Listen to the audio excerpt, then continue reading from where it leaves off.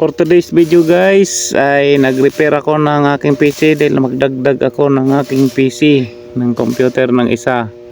At itong bracket na ito ay binago ko dahil hindi level ang kanyang patungan, patungo mababa dito sa parting dulo. Kaya ni-repair ko muna at ni-level ko. At makikita nyo dyan guys ang unique na aking level. Makikita nyo mamaya. So kinater ko muna yung bracket at dinugsungan ko rin ng tubo kasi ang bracket dyan, at aking kinat at pinataasan ko dahil wala sa level. Ang dating nagawa kasi niyan guys ay wala sa level ang kanilang paggawa, kaya tagilid yung PC dyan na nailagay. Kaya ngayon guys ay ni-repair ko na at tinagdagdag kasi ako ng PC, magdagdag ako ng isang PC at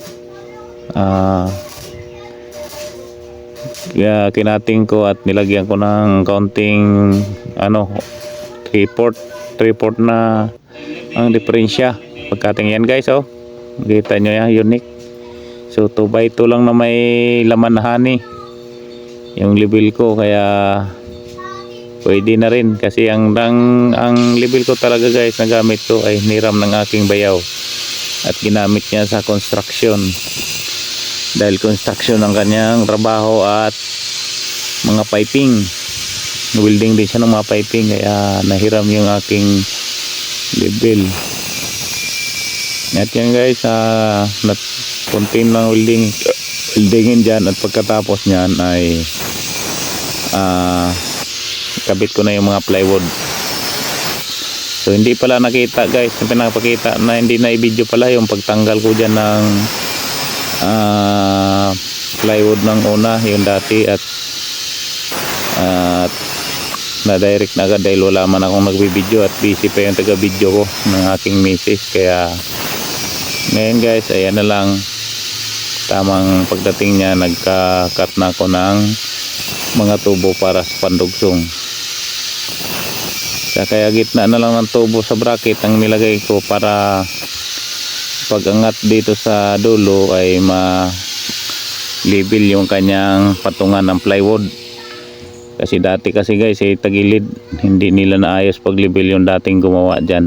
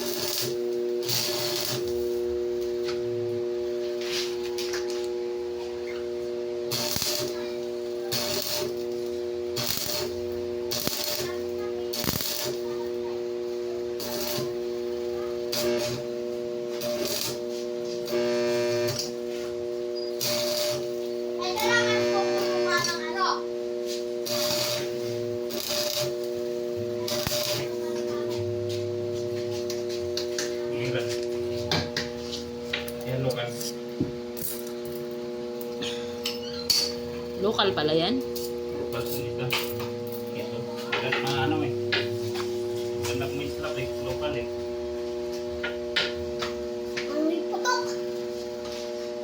May putok talaga.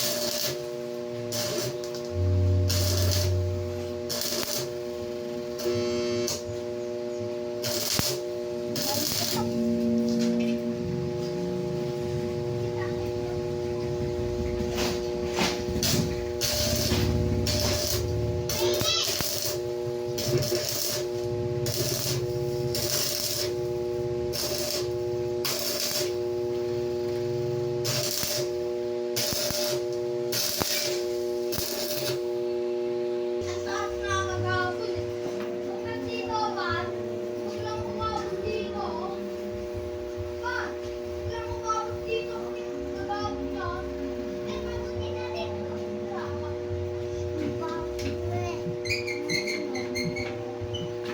Baho daw sabi ni Gabin, amoy putok.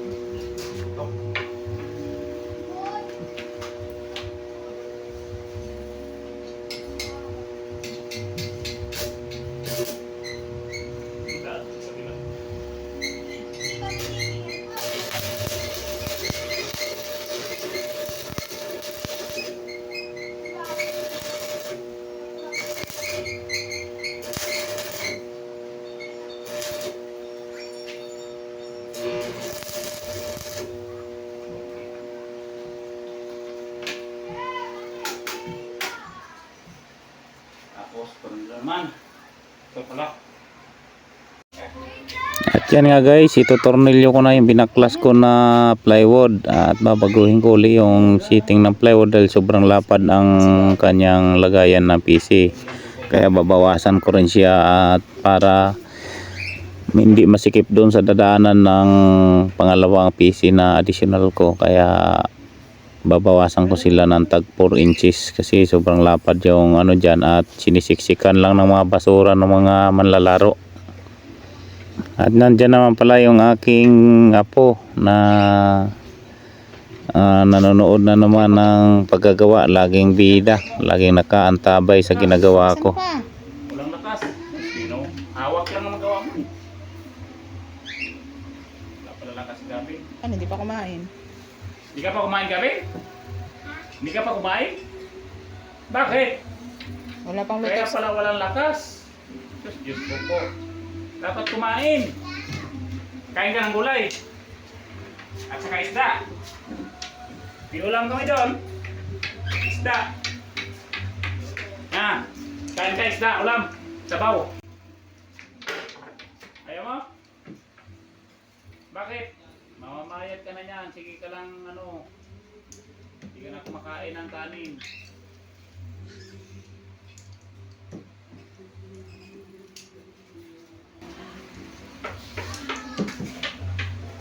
At yan nga guys, pinagplanuhan ko muna ang pagbabaklas at para hindi masayang yung plywood kasi sayang din kasi kung ma-reject lang yung plywood at itatapal ko yan sa kabila yung pinagbaklas ko ngayon dyan. Makuhaan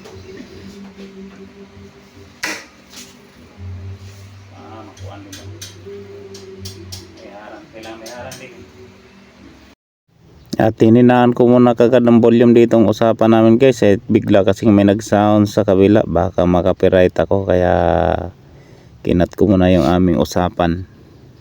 At yung apo ko pala sa sikan kasin ay nandyan na, lagi na naman nag-aaligid-aligid dahil gusto niyang tumulong at gusto niyang makahingi ng pera.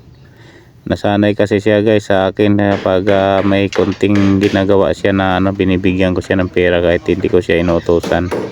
Kaya pag nandyan ako, kunwari magwalis-walis siya at tutulong-tulong para magkaroon siya ng pera. Laro na talaga.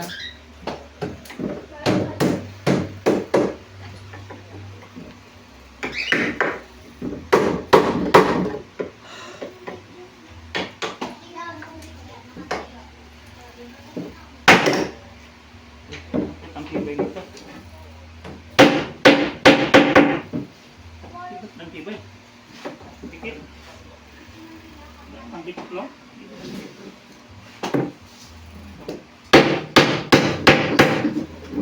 Madikit. Gari.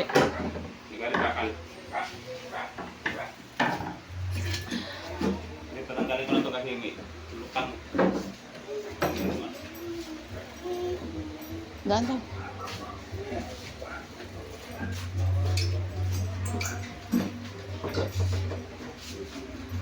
Nawala na kayo doon basta ako ng kuryente ng ano, signal?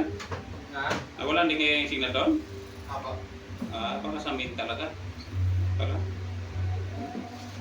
Pinagtaka ako dyan, bigla lang namatay. Yung... Kaya ang router. Yung mga... Ay, ano, wala. Sa router to. Baka sira.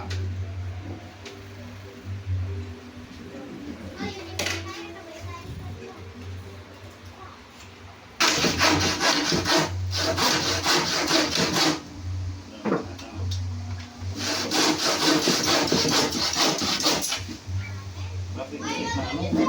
Signal.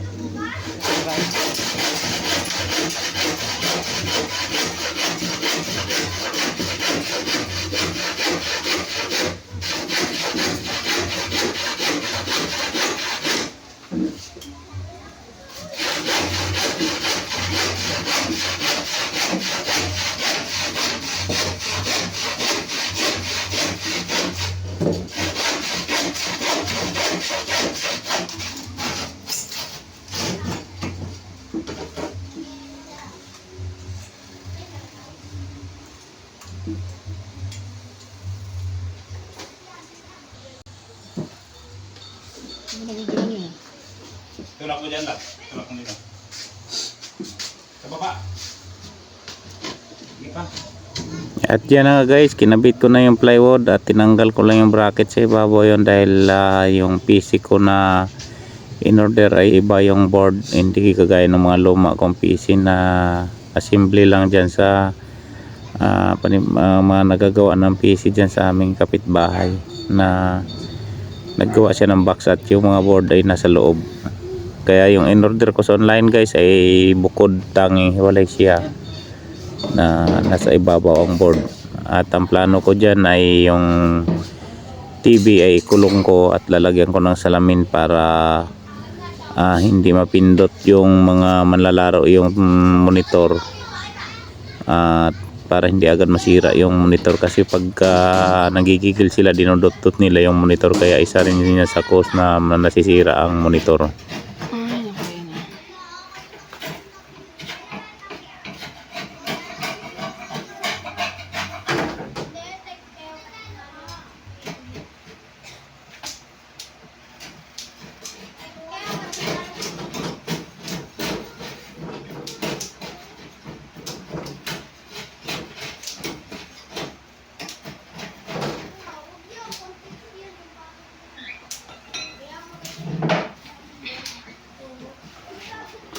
Ambon naman.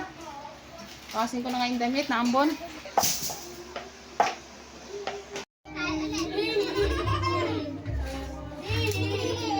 Hindi mo muna yan alap. Yung. At yan nga guys, nagcutting na naman ako ng angle bar para sa pamakuan doon sa pangalawang board na computer at stand. Angle bar lang ang ginamit ko dahil tinapat ko doon sa ginawa ko kaninang ni-welding kasi mag-additional ako ng isang PC or computer dahil yung dating computer na number 5 ay yung ginawa ko in-spec ko kasi noon na hindi ko na magawa kaya nag-order muna ako kay Mrs. ng isang PC at nangyari nagawa ko naman kasi kaya ang ginawa ko nitong nakauwi ako ay in-additionalan ko na decision ako na additionalan ko na lang na computer dahil sayang din kapag natingga yung isa.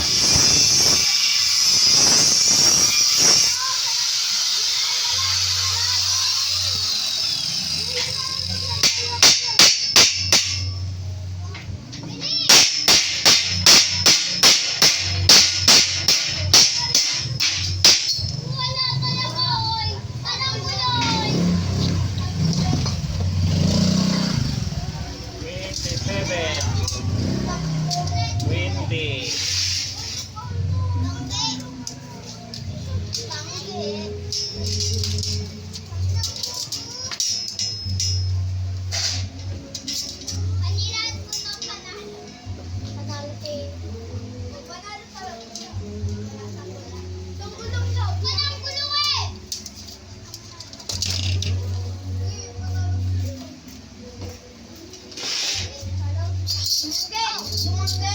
Lagyan mo kanto dito lang baka matagi ang mga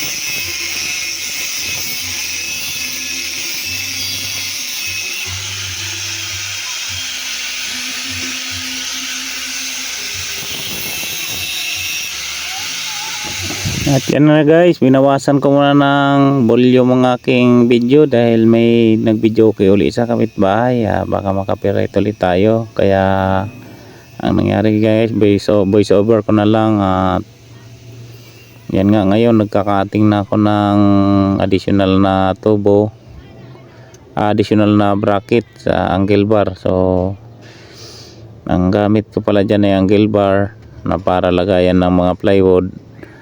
At syempre pinagkakatingan ko ang mga bawat sukat dahil gagawin ko siyang parang kwadrado ang style para pang-frame doon sa plywood na patungan ng compute ng PC. So medyo nanibango na ako dyan guys dahil matagal nang hindi gumagawa ng mga ganyang pag-welding na malimit na kasi ako guys ay nagmamaniho at lalo na ngayon yung unit ko ay hindi nasirain at madalang na ako makauwi sa bahay. Kaya nung time na natukod kami sa deliveran ay sumaglit ako dito sa bahay at aking ginawa yung computer na yan. At siyempre kompleto naman ako sa gamit kaya nakapag welding at grinder ako dyan. At may mga gamit kasi akong pang sarili ko dahil dati kasi nung araw ang trabaho ko ay nagre-repair ako ng mga kotse at mga jeep at nagpipintura. Yun talaga ang nawala na lang ngayon sa akin yan guys ay yung compressor, dahil yung compressor ko na pang gamit pang hangin na pang spray ng pintura ay ginamit ng bayo ko sa vulcanizing niya doon sa kanyang mga truck na sa Tarlac Hirona. Kaya hindi ko na rin kinuha dahil gagamit naman yan at hindi naman talyer ang aking trabaho kundi nagda-drive na ako ng mga trailer ngayon. Kaya tiyaga-tiyaga na lang siguro pagdating guys ng 60 maring balik uli yung pagtatalyer dahil sanay talaga ako sa trabaho. At kapag wala akong trabaho na wala akong ginagawa ay parang nanlalata ang katawan ko. Kaya kung anong may makikita ko na dapat ayusin ay inaayos ko na. At yan nga guys, pinas forward ko muna dahil masyadong mahaba na yung video at mayroon pating sounds kaya pinroad ko na ang aking video para mawala yung sounds at hindi tayo makapiright. Kaya yan guys, nasukat na frame ko na yan at welding ko na. Pagkatapos idinuksong ko na doon sa dati kong kinabit na unang ni-repair ko kaninang PC na may kasamang mga plywood na. At yan namang frame na nagawa ko ay lalagrihan ko pa ng plywood. Pero hindi na video ni Mrs. dahil busy na rin siya sa mga bata na sumisingit mag-computer. At yan pala guys, yung frame na yan ay okay na yan at nasalpak ko na doon. Ayan na guys ang frame, nagabit na at kulang na lang dyan ay plywood. So mayroon na siyang additional at yung stand niya ay angle bar lang din na ginawa ko. Ayan na guys, at yung barina dyan, una kong pagbarina ay mga purol yung mga dati kong barina, kaya nakapag-order pa uli ako ng barina para lagayan ng daanan ng pamakuan sa plywood para hindi matuklap ang plywood. So ginawa ko dyan sa plywood ay in-screw bolt ko na lang dyan, at tama-tama yung barina na nabili na yan ay para sa daanan ng screw.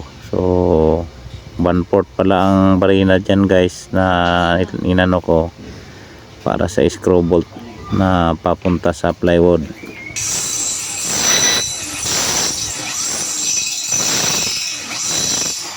Ayaw pa din. Kapurol na yan. Yan na nga guys, at yan na, kinabit na yung plywood at lalagyan na rin yan ng flooring. Ayan, finish na, at ikabit na lang yung PC.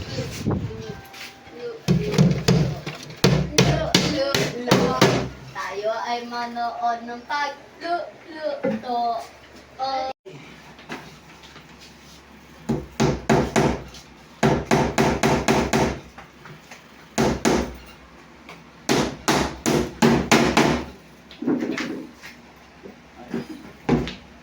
Bracket. At yan na guys, nasinta na, nailagay ko na yung ano, at di lang na videohan kung paano na ano dahil busy na si Mrs. At yan na videohan na lang niya nung tapos na, at sinisitap ko na lang yung PC. Yung may additional na yan na may board sa taas, yan ang panibago.